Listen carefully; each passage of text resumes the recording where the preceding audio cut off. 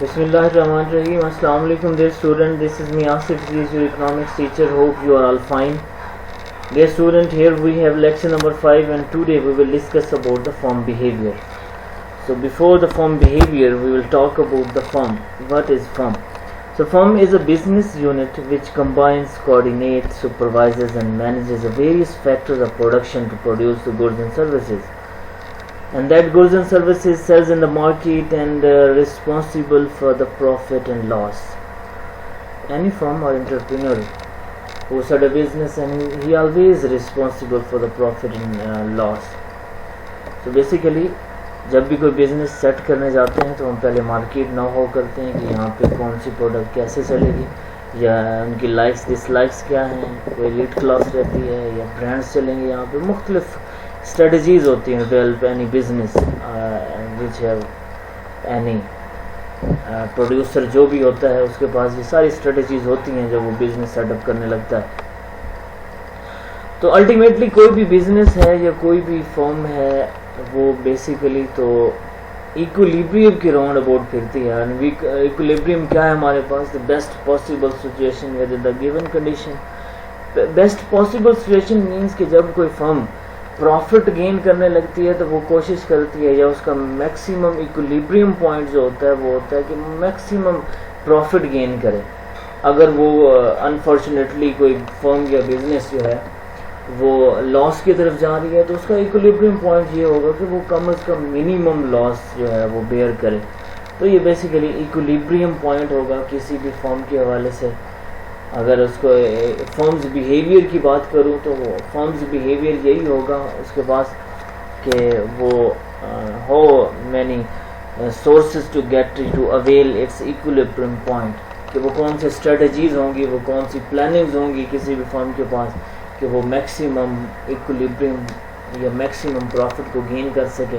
तो यही एक फर्म का बिहेवियर होता है कि फॉर एनी कॉस्ट किसी भी सोर्स के ज़रिए पर किसी भी वो स्ट्रेटजीज प्लानिंग के ज़रिए वो इंश्योर करवाते हैं कि वो इक्विलिब्रियम पॉइंट जो है वो गेन कर सकें. नेक्स्ट हमारे पास है जी फर्म्स ऑब्जेक्टिव. फर्म ऑब्जेक्टिव भी किसी फर्म का यही होता है कि वो मैक्सिमम प्रॉफिट गेन कर सके. तो बेसिकली हमारे पास फार्मूला ये प्रॉफिट का कि revenue minus cost. Revenue means जो हमारे पास किसी भी प्रोडक्ट की किसी भी फर्म की टोटल सेल होती है उसको हम रेवेन्यू कंसिडर करते हैं. Total receipt of that firm of sale of that product जो हमारे पास रेवेन्यू होता है. तो जब हम उस सेल में से कास्ट को माइनस कर देते हैं तो हमारे पास प्रॉफिट आ जाता है.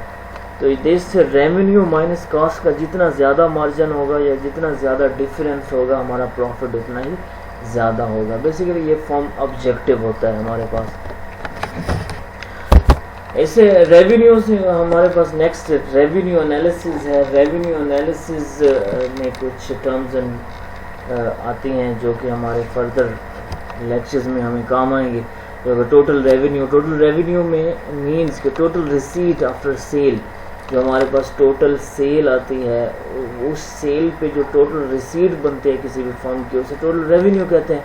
Mean total revenue is equal to price multiply by quantity. For example if a firm sells 10 units at the rate of 5 per unit, 10 multiply by 5 is equal to 50 is a total revenue. Total revenue के बाद हमारे पास आती है average revenue. अब यहाँ पे हम अगर देख सकते हैं टोटल रेवेन्यू का जो फार्मूला है उससे हम यहाँ प्राइस भी निकाल सकते हैं, क्वांटिटी भी निकाल सकते हैं. अगर हम जो मल्टीप्लाई हो रही है प्राइस के साथ क्वांटिटी उसको डिवाइड कर देते हैं टोटल रेवेन्यू पे तो हमारे पास प्राइस आ जाएगी. इसी तरह हम जब क्वांटिटी निकालने लगते हैं तो प्राइस को डिवाइड कर देते हैं टोटल रेवेन्यू पे हमारे पास क्वांटिटी आ जाती है. तो यहाँ पे हमारे पास मुख्तलिफ फार्मूलाज ड्राइव्ड हो सकते हैं. जैसे कि यहाँ पे एवरेज फार्मूला का एवरेज रेवेन्यू है per unit receipt of a firm the sale of its product. ये हमारे पास आ गया average revenue. Average revenue mean it is the per unit receipt of a firm from the sale of a specific quantity of its product during a specific period of time. Symbolically हमारे पास average revenue is equal to total revenue over quantity, and that is basically price. For example, total sale of a 10 unit of rupees 50 then average revenue will be 50 over 10 is equal to 5. So 5 is the average revenue. यहाँ पे average revenue का concept आप clear हुआ होगा. इसके बाद marginal revenue. Marginal revenue basically, marginal revenue is the net addition to the total revenue. जितना भी टोटल रेवेन्यू या सेल आती है उसमें जो एडिशन आता है with additional unit of the firm product, जो कि एडिशनल कोई हम यूनिट जो है वो उसमें ऐड करते हैं, उसको सेल करते हैं, तो रेवेन्यू में जो नेट एडिशन आता है उसको हम मार्जिनल रेवेन्यू कहते हैं. मीन सिम्बोलिकली हम इसको लिख सकते हैं marginal revenue is the difference between total revenue और difference between the quantity. For example किसी भी फर्म का total revenue from the sale of 10 unit है, उस पे जो टोटल रेवेन्यू वो गेन करता है 50 है ₹50. No firm sells 10 units and due to this extra 1 unit this total जो हमारे पास इंक्रीज आया वो 54 आया. तो 54 माइनस जो हमारे पहले टोटल रेवेन्यू था 50 दैट इज इक्वल टू 4. 4 जो है वो मार्जिनल रेवेन्यू है. नेट एडिशन जो हमारे पास टोटल रेवेन्यू में आया वो 4 आया, तो 4 जो है वो टोटल रेवेन्यू मार्जिनल रेवेन्यू कहलाएगा. तो डियर स्टूडेंट ये कुछ हमारे पास रेवेन्यू एनालिसिस थे, जैसे टोटल रेवेन्यू हमने देखा, उसके बाद एवरेज रेवेन्यू हमने देखा, मार्जिनल रेवेन्यू हमने देखा. ये आगे हमारे पास जो आएंगे मैथमेटिकल क्वेश्चन वगैरह उनमें भी ये यूज़ होंगे, तो इनका पता होना ज़रूरी है. उसके बाद कोई भी मार्केट है वो तब तक ही प्रॉफिट ले रही है जब तक वो किसी मार्केट के साथ कनेक्टेड है. एक ऑब्वियसली यही है कि जब कोई मार्केट में प्रोडक्ट जो हैं वो सेल आउट होंगी तो पीछे स्टॉक ख़त्म होगा या कोई भी फर्म है वो और चीज़ें प्रोड्यूस करेगी. तो मार्केट से जब वास्ता पड़ता है तो उसके मार्केट में हमारे पास मुख्तलिफ कंपटीशन आते हैं, लाइक कैटेगरीज आती हैं मार्केट के हवाले से. जैसे परफेक्ट कंपटीशन मार्केट है, मोनोपोलिस्टिक कंपटीशन मार्केट है, इम्परफेक्ट कंपटीशन मार्केट है. ये मुख्तलिफ जो सिचुएशन है मार्केट्स की, किसी भी फर्म को इनको टैकल करना ज़रूरी होता है. जैसे परफेक्ट कंपटीशन है, सबसे पहले इसकी जो डेफिनेशन है वो एडम स्मिथ हुआ, द फादर ऑफ इकोनॉमिक्स जो है उन्होंने दी. उसके बाद ये काफ़ी फेमस हुआ कंसेप्ट. उसके बाद एक फर्गुसन है जिन्होंने कहा market is in which there is a complete absence of direct competition among the economic groups is called a perfect competition. Direct competition mean कि प्राइस का जो कंपटीशन है, प्राइस का कंपटीशन नहीं होगा उसमें, कि कोई भी फर्म जो है वो आपस में प्राइस कंपटीशन नहीं करेगी. किसी के प्राइस अगर ₹5 है तो मैं ₹7 रख लूँ, या कोई भी प्राइस के रिलेटेड अपना कंपटीशन नहीं लगाएगी. तो ये परफेक्ट कंपटीशन में होगा as per said Mr. Ferguson. So what comprehensively we can speak that the perfect competition is a market situation in which there exists the same price of any units of the given goods and services at a particular point of time. कि कोई भी situation of market है जिसमें कोई भी product जो है वो मुख्तलिफ उसके एक तो सब्स्टिट्यूट्स अवेलेबल होंगे उनके डिफरेंट प्राइसेस पे, या कोई एक सेलर नहीं होगा उसको बेचने के लिए, या कोई एक बायर नहीं होगा उसको ख़रीदने के लिए. तो ये मुख्तलिफ परफेक्ट कंपटीशन की सिचुएशंस हैं. लाइक इन अदर वर्ड्स में हम कह सकते हैं कि perfect competition is a situation in which each and every firm और a buyer is a price taker not a price maker. किसी भी मार्केट में जब कोई ऐसी सिचुएशन आती है जब कोई फर्म या बायर जो प्राइस टेकर होता है, the price which are make by the market, उसको टेक करने वाला होता है, ना कि प्राइस मेकर खुद से प्राइस बनाने वाला होता है. ये ऑल सिचुएशन, ये ऐसी सिचुएशन है वेयर परफेक्ट कंपटीशन एग्जिस्ट. लेकिन इसमें कुछ कंडीशंस हैं, अजम्पशंस हैं, जैसे कि यहाँ पे होमोजेनिटी लिखा हो. होमोजेनिटी मीन कि तमाम प्रोडक्ट जो हैं वो मीन के आइडेंटिकल इन क्वांटिटी होंगी, साइज़ होंगी, डिज़ाइन, कलर और पैकिंग वगैरह होंगी. कि मुख्तलिफ जो प्रोडक्ट हैं वो मुख्तलिफ उसकी सब्स्टिट्यूट्स अवेलेबल होंगे इन मार्केट. इसके बाद परफेक्ट नॉलेज होगा, मीन कि कोई भी बायर है, कोई सेलर है, ان کو تمام مارکیٹ کا پرفیکٹ نالج ہوگا کہ کون سی چیز کتنی پرائس پہ سیل آؤٹ ہو رہی ہے, کون سی کیا کوانٹٹی ہے, کیا اس کی پرائسز ہیں. اس کے ساتھ ہمارے پاس large number of sellers and buyers ہوتا ہے کہ اس میں جو سچویشن ہے مارکیٹ کی, اس میں the number of buyers and sellers must be so large that none of them can influence the price and output in the market. کہ کوئی بھی ایک سیلر یا کوئی ایک فرم جو ہے وہ پرائس پہ انفلوئنس نہیں کر سکے گی. نمبر آف بائرز ہوں گے, نمبر آف سیلرز ہوں گے. Freedom of entry and exit کہ ہر ایک سیلر کو, ہر ایک بائر کو مارکیٹ میں انٹر ہونے کا اور اس سے ایگزٹ ہونے کا کمپلیٹ فریڈم ہوگا. اس کے بعد کمپلیٹ اوپننیس ہوگی. There should be complete openness in the buying and selling of the goods. Sellers should be free to sell their goods in any buyers and the buyers should be free to buy from any sellers.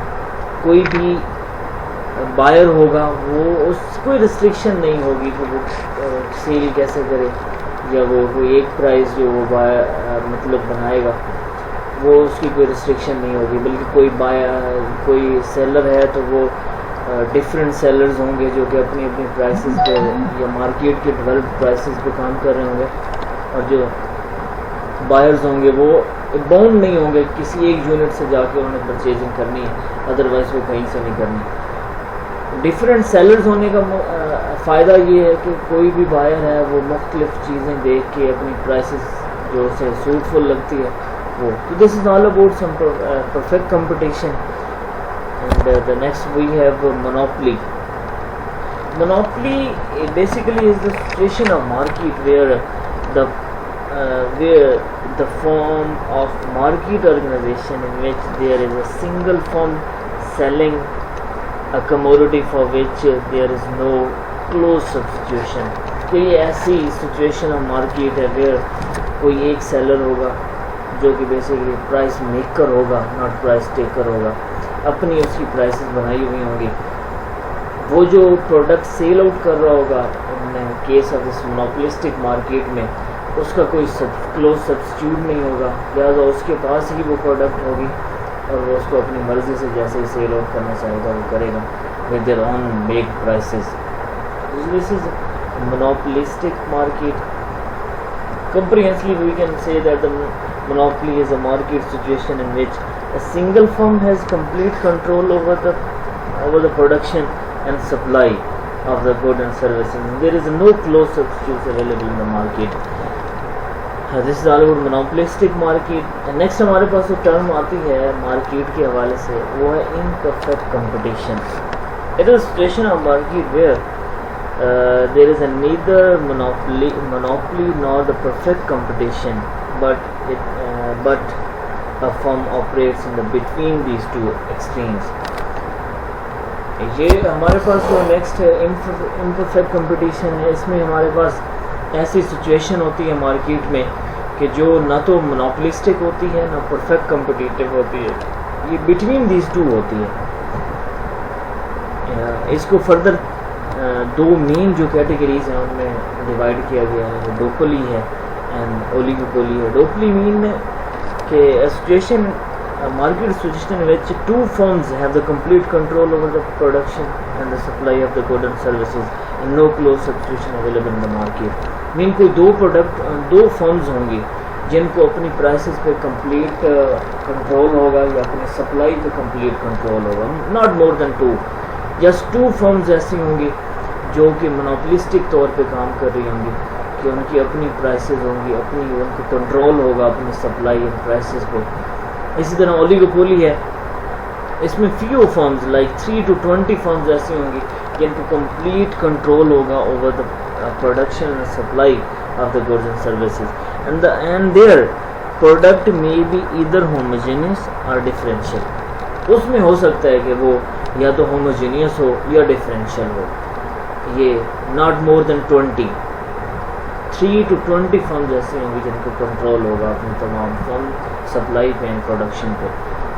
یہ imperfect competition ہے. یہ چند ایک ہمارے پاس terminologies use ہوتی ہیں when we enter in the market, کہ یہ basically situation of the market ہے کہ جہاں پہ کوئی بھی فرم ہے وہ اپنی پروڈکٹ کو سیل آؤٹ کرنے کے لیے ان تمام چیزوں کا سامنا کرنا پڑتا ہے. Thank you so much. This is all today lecture. Hope you are understand this all. Thank you so much.